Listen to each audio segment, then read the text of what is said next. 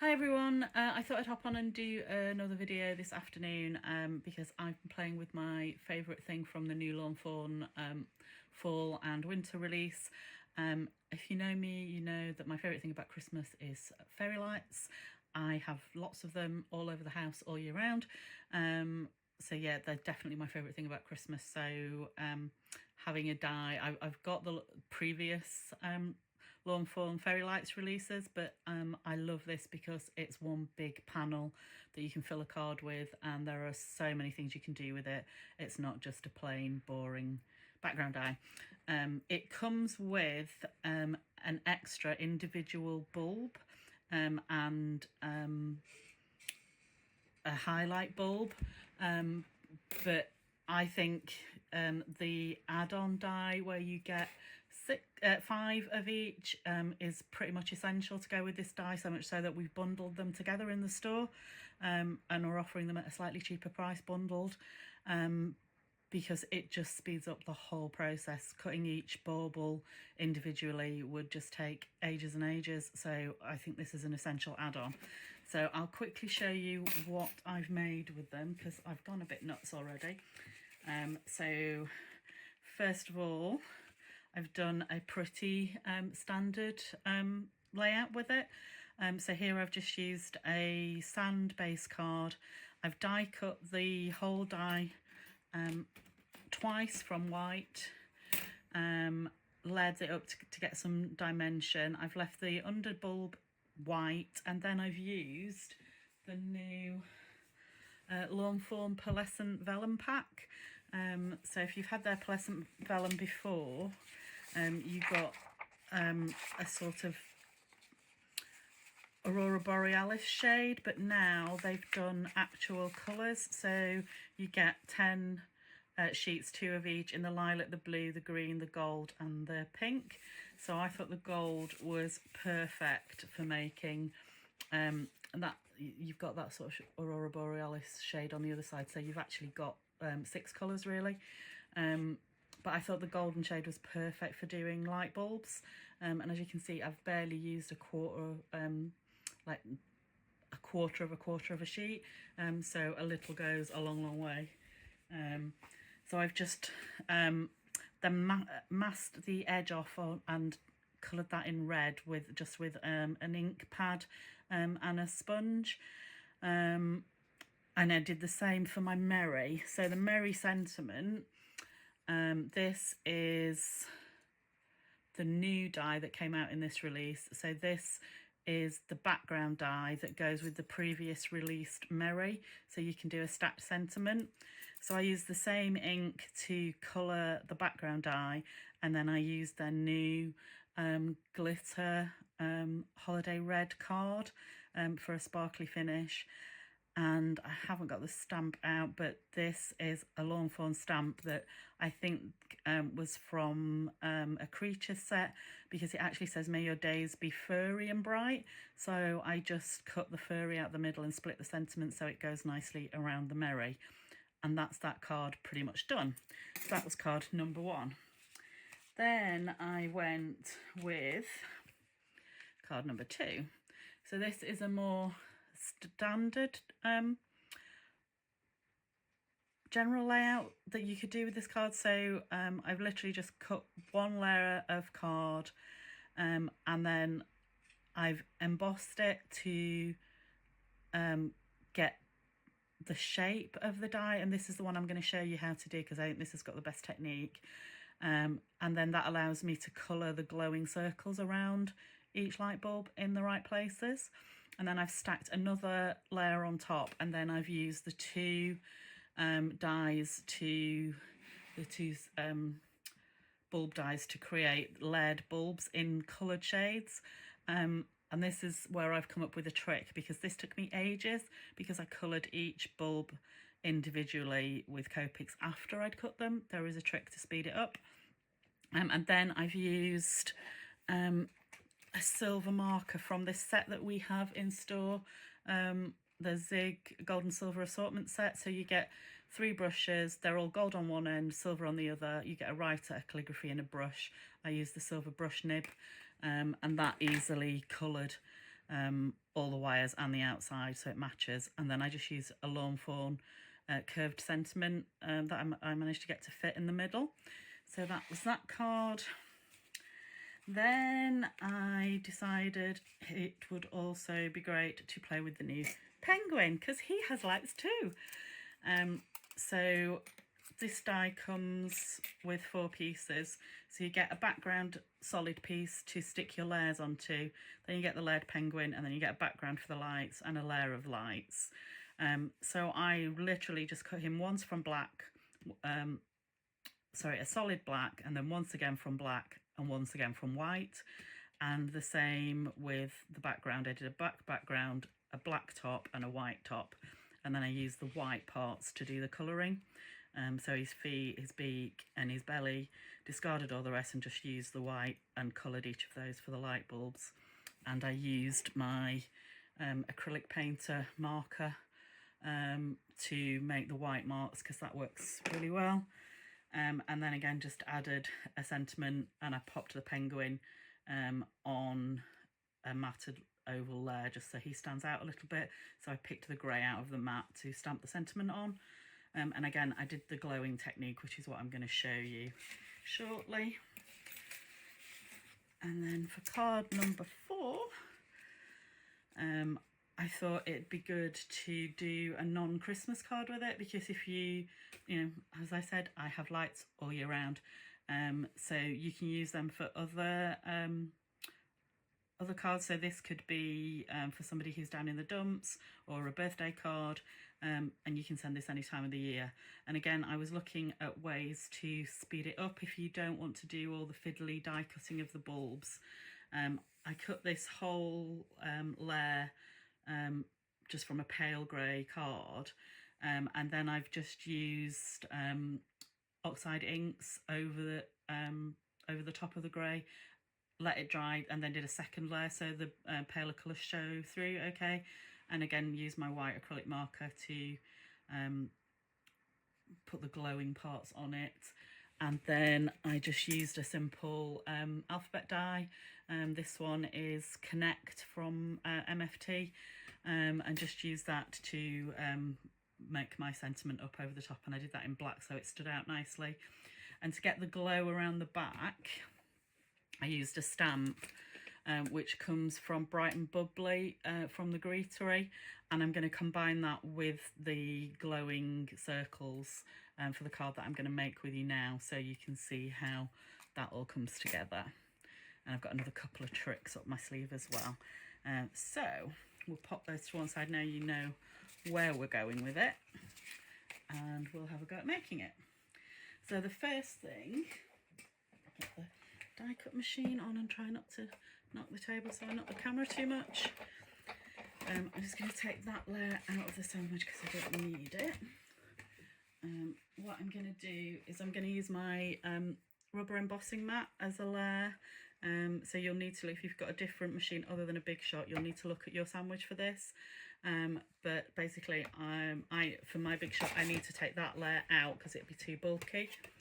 And then I pop my tan mat, they used to call it a tan mat, but mine's grey. And then pop my piece of card face down. If you really wanted to get a good indent from this, then you would do it the other way up. But I don't want too much raised up, because all I want from this is a means for me to be able to see where I'm going to put my colour. So I'm just going to carefully run it through the machine without too much pressure, just once. And then you'll see we've got the raised areas so we can see exactly where the bulbs are, and that's going to help us do the colour. So let's pop the die cut machine out of the way for now, we'll need that again later. Pop that out of the way as well. So what I've got is an old Hero Arts, sorry, that camera really wobbles when I move the desk, I'm sorry. I've got an old Hero Arts bubbly background stencil, just because it had small circles in it. Have a look through your stencils. loads of stencils have individual circles in them. If you haven't got this one, it doesn't matter. And if you haven't got a circle stencil at all, then look through your dies, find a small circle die, cut a hole in a piece of scrap paper, and that's all you need. You just need a single circle just to be able to add some colour. Get my brushes. So I'm going to keep one of my cards in front of me. The first time I did this, I labelled each bulb red, orange, yellow so that I knew what I was doing and didn't mess my colour order up. But once you've done it once, you can just keep a reference, or you can do a single colour if you don't want the rainbow, but I'm quite liking the rainbow effect for this. So all I do is line up the stencil around the bulb, and then I'm just gonna apply a little bit of colour. Okay, and I'm gonna go on to my next red bulb, which would be this one.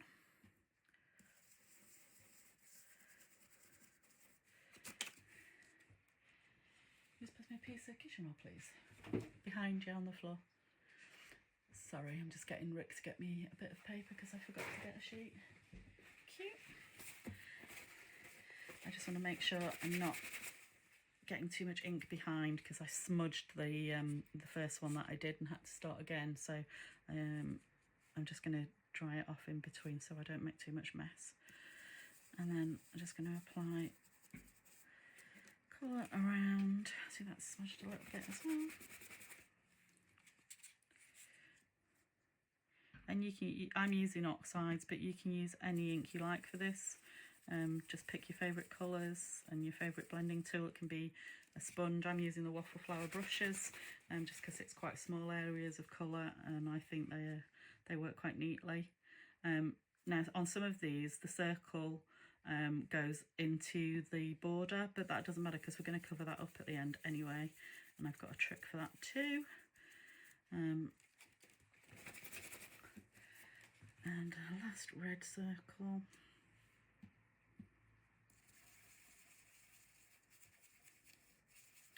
Okay, so that's the red.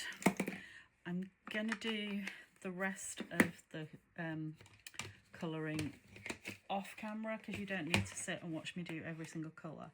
So what I'm going to do now is that was Candied Apple. I've now got Lumberjack Plaid, which is a darker shade, and I've got my little glowy stamp on a block from the Bright and Bubbly set from the Greetery. So I'm now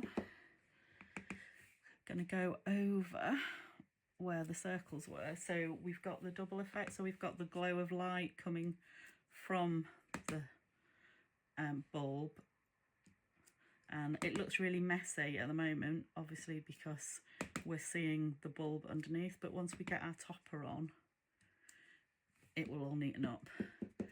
So that is the general idea, and we're just going to repeat that through with all the colours. So I'll keep going at this, and we'll either pause the video and cut it, or we'll try speeding it up.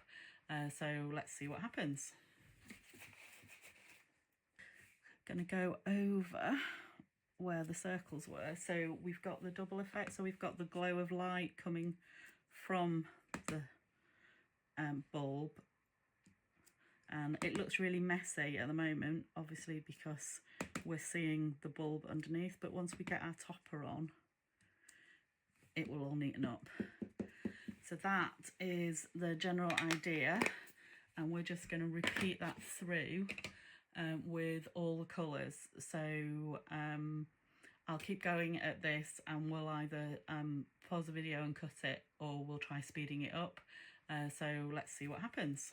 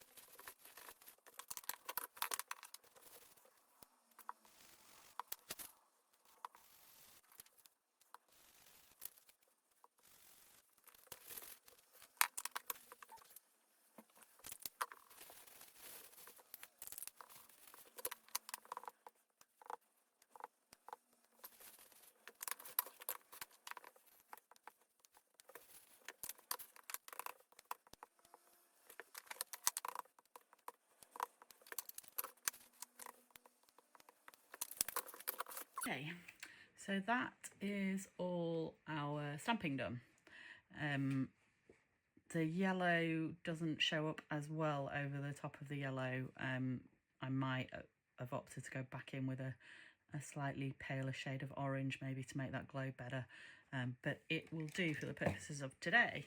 And you'll also see I didn't clean the back of the stencil properly, so I did get a bit of a smudge of red, but I'm not precious about my cards. If there's a little bit of a mistake, there's always ways to cover it up with a sentiment or something if you want to, but I'm okay with it. My lumberjack red is really still very wet, so I'd forgotten how much that splurges when I stamp with it. Okay, so now we're going to create the layer of bulbs, the wire layer that goes over the top. So we want the die cut machine back. I want to lose my embossing mat, put my cutting layer back in and my really scruffy plates.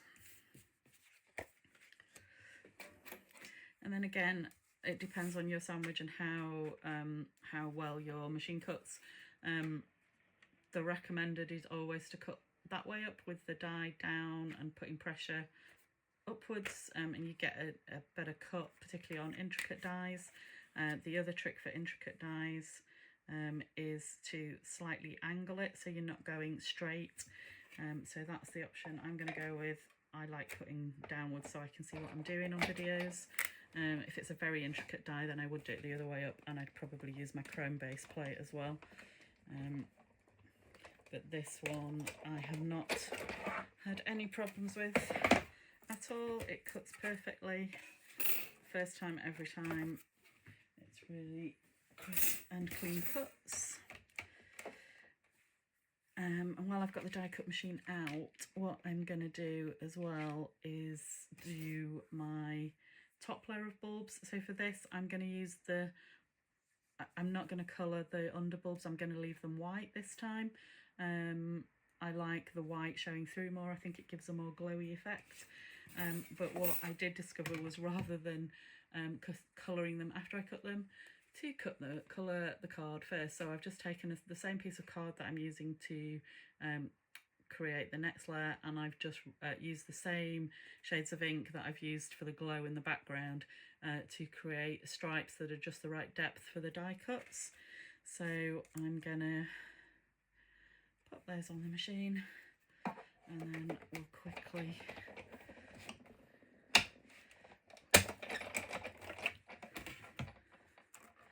cut the layers out. So there are my red bulbs, tweezers.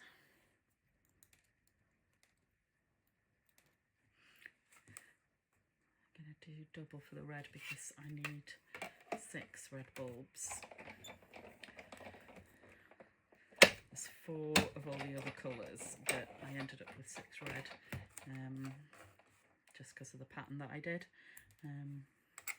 But like I said, you could also, if you wanted to, just opt for one colour and then pick a matching colour of cardstock and cut the bulbs from that if you didn't want to go to the trouble of inking them all.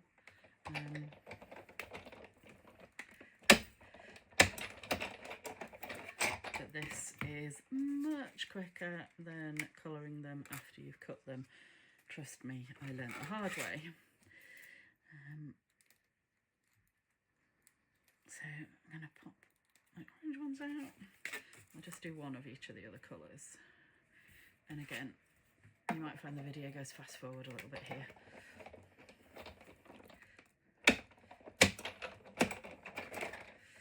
And if you're one of those people that's got one of those like mini die cut machines, then this, I think, is where they come into their own. They take up less space, and I think you can do little cuts like this much quicker. But I don't have one.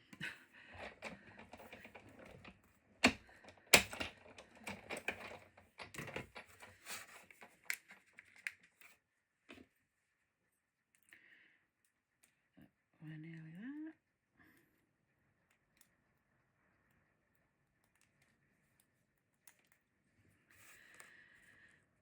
Blue and purple, and we're done.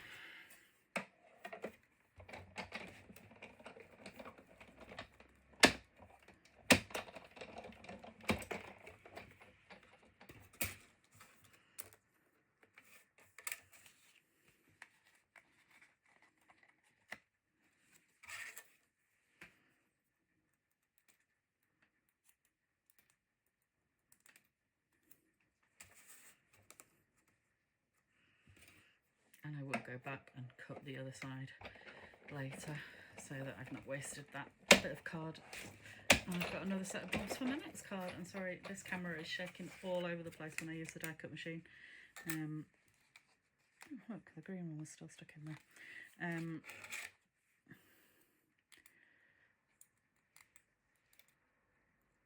We've bought a new setup for doing these videos that hooks the iPad above us, so it's easier for me to see what I was doing rather than the old thing, but it does shake and I can't find a way to stop it. So if any of you out there are use a similar thing, it's a gooseneck, then I'd love your tips on stopping it shaking. Right, so on some of the cards that I've seen the design team do, they've used patterned paper for the border, and I thought that looked really nice, but I didn't want to waste all the paper in the middle. So I have a handy tip. So I'm going to use this piece of paper. It's not from the current Christmas release, it's from a previous one. I just liked it, so I've gone with that one. But what I've done is I've taken a die which is a little bit smaller than the opening of the wires, so I'm going to cut that out of the middle of my paper, just because I'm from Yorkshire and we're tight. And then I'm not going to waste that big piece of pattern paper in the middle, and I can use that for to mat and layer the sentiment that I'm going to put in the middle so it all matches.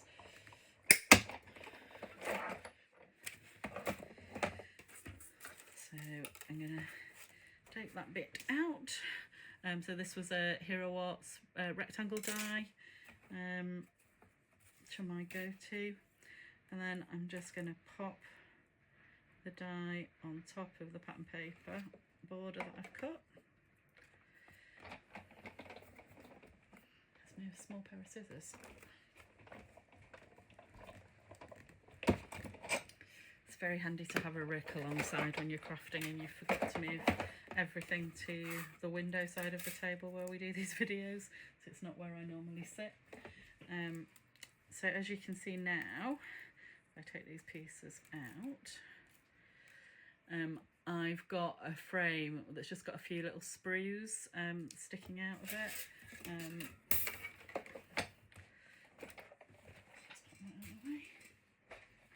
So I'm just gonna trim those off with my scissors, and then we've got a perfect rectangle that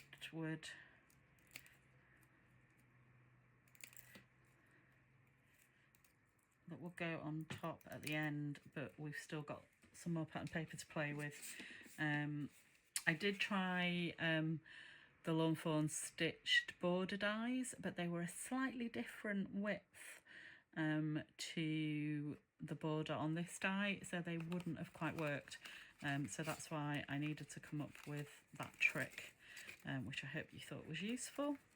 I like to make the mistakes with my supplies so that once you've got yours, you don't have to waste things. So that's the idea. So now I'm just gonna, as you can see, like I said, this is really thick 300 GSM card, and it cut through it like butter.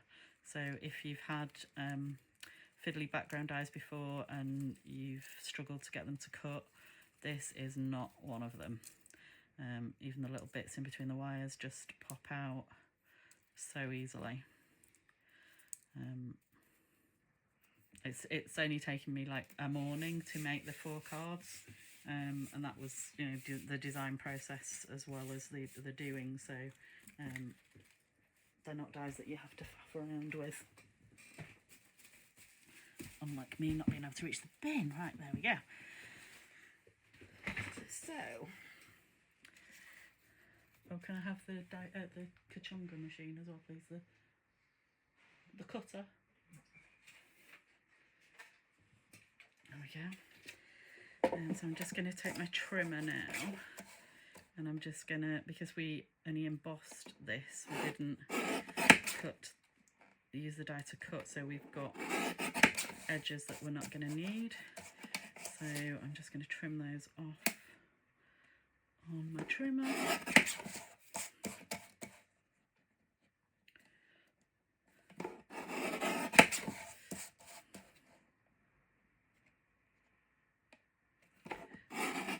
And then everything will match. Right. So now we can pop our white glare on top, and you'll see all the messiness disappears, and you've just got that nice glow with the glow lines coming off the card. So I'm just gonna, you can either glue onto the flat panel or onto the back of this panel, whichever you find easiest. I've done both ways round. There's not much of a muchness. I guess it's slightly easier to do the wires on the backs because it's easier to see where you're popping the glue. So I'm just doing little dots behind each bit, just letting I like these jumbo Lawn Fawn glues because you don't have to use any pressure. The glue literally just dribbles out gently, so you can get a really fine line with it. I haven't got a fine nozzle on it, it's just the nozzle that comes with it, but I find it really easy to get nice light lines of glue with this. I'm leaving the bottom edge dry so I've got something to hold it steady with while I glue it.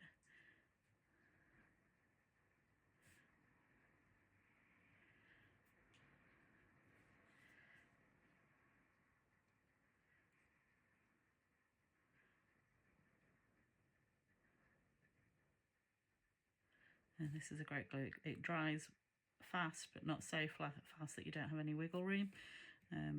So once you line this up, if you've not got it quite right, then you will have a bit of time to manipulate it. So just make sure you've got it the right way up, because there is a top and a bottom to this die. Line up the outsides, and then the bulbs should take care of themselves. But you can just, because you've got the embossed areas, it's really easy to line it all up. Okay. Oh, and I forgot to do the silver. We're going to have white on white wires on this one. I should have, well, I'm going to try it. It might not work. If you do this bit before you put it on the card, then you can be a lot rougher with colouring over the edges of the wire.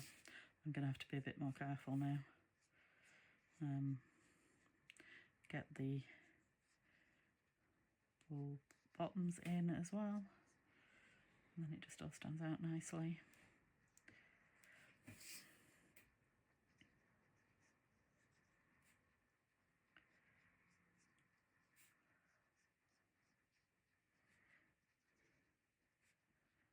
Sorry, this is going to slow me down a little bit now because I'm having to be a bit more precise, but you can see these brush nibs on these markers are really nice to work with. It flows really easy and it's a lovely metallic silver colour.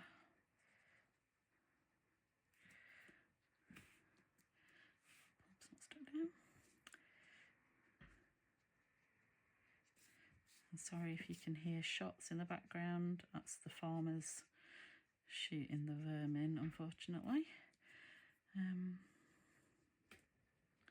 We are a little bit out in the sticks. We're still in Sheffield, but we're on the border with the Peak District, so yeah, we do get a little bit Look, I've slightly cut the card there, but we'll just call it a shadow. If you know my videos by now, you know I totally take the Bob Ross approach. If it goes wrong, then it's a happy accident. I'm not, unless I really muck it up, then I'm not one to start again. These are handmade cards after all. We're not looking for something that looks like it's been made in a factory, because what's the point? Okay.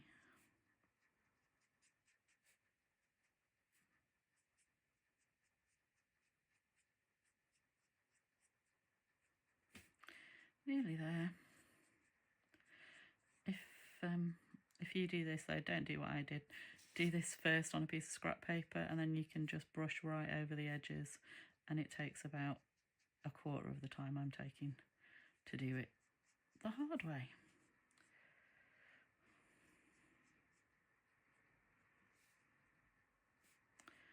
Right, I think I've got them all now.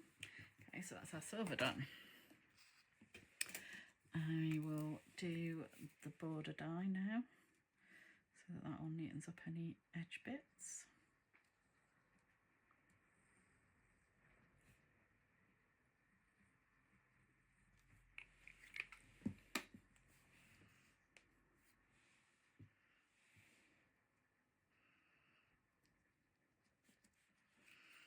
See, nice fun Christmassy pattern.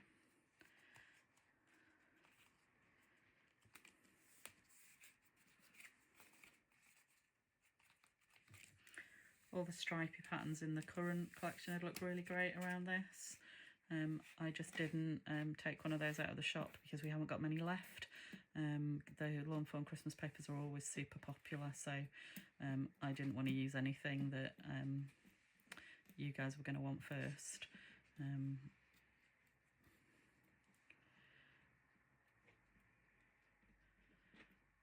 Right, so now all we need to do is add a little bit of glue. I'm going to do like 3 bulbs at a time, and I've got my Marvy jewel picker, which I find is the easiest way. And I haven't taken the,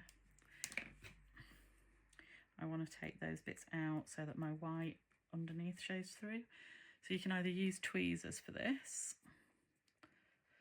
and then just add the bulbs on, or once you've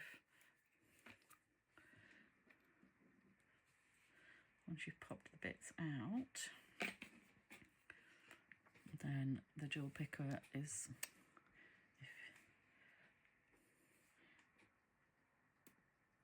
my jewel picker is a bit old. Let me use the other side, which is a bit bigger.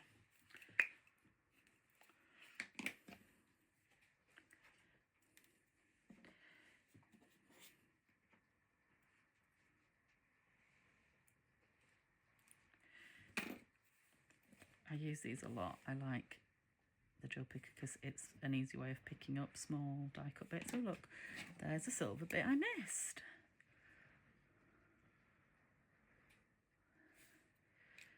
There we go. And so that's the general idea. So again, we'll probably speed the video up while I just whack all these extra bulbs on. So bear with me, and I will get the sentiment and finish the card, and then the video will be done and you can get back to your lives, because this has taken forever. Sorry guys. I always get nervous as soon as I turn the camera on, and then my brain goes to pot. But I hope you find them useful and slightly entertaining, even if I am an idiot. Again, if you've got any feedback, positive or otherwise, then feel free to leave a comment. I do read them all, I do respond. And check out that I'll be doing a blog post on the Seven Hills blog as well, with all the details of everything. So if you do want to replicate any of these cards, then all the items I've used are available in the store. So you'll be able to hop on, buy all the items if you haven't got them, and get making your own cards for Christmas. I'm going to have a really good stash this year. So yeah, I'll check back with you shortly.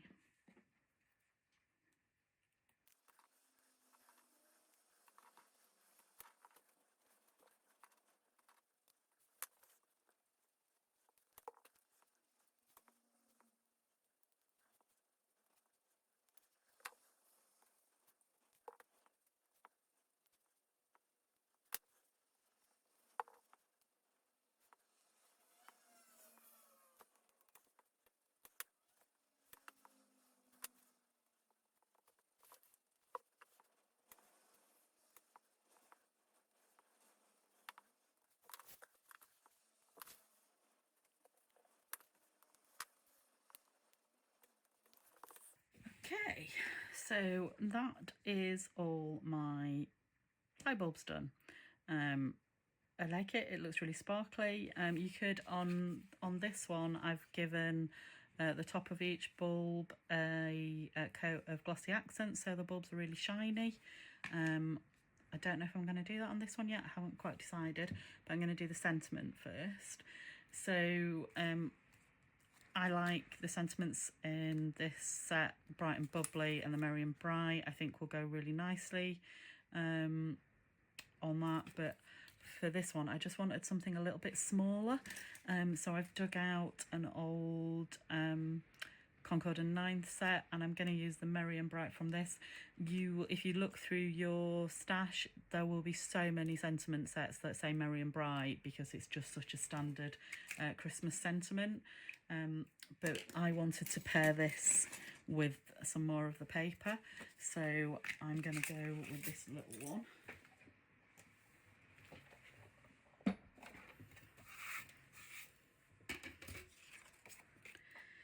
So I'm just going to cut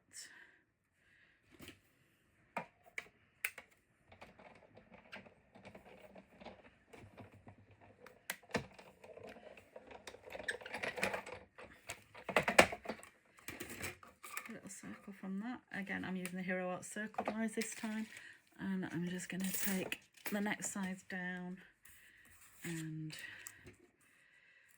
pop through that on white.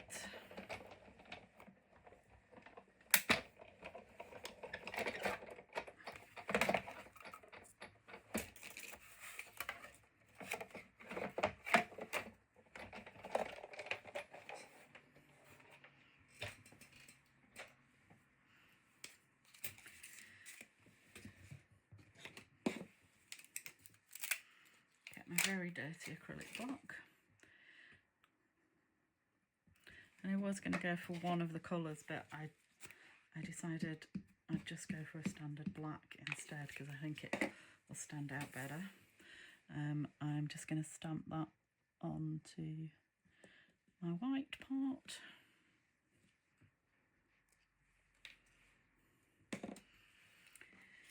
And then I should wait for it to dry a bit first, but I'll do it this way around and hope we don't smudge it.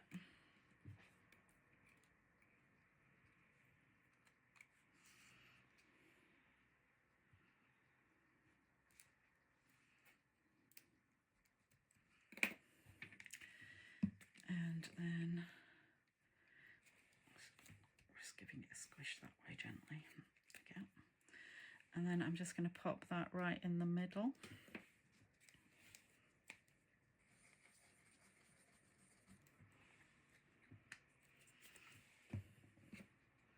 You could do some foam behind this to give it a bit more depth if you wanted to. But I'm just going to pop it like that in the middle. And there we go. That's card number 5. So that's used some of the techniques. And like I said, if you wanted this a bit more shiny, you could now go over the top of each light bulb with some glossy accents, and you get them nice and shiny. Or just go with it as it is, or you could even add some glitter accents to them. There's loads of ways to make these baubles stand out. As you can probably tell, I'm really loving it. I've got loads more ideas. You can cut out different bits of the elements, so you can put bigger sentiments in if you don't want to stick the sentiments on top. So yeah, you'll probably see me do more things with these. And in fact, I've got a commission coming up for die cutting essentials where I'll be using all the new dies from the Lawn Fawn release, so you can guarantee that there'll be a couple of these in there.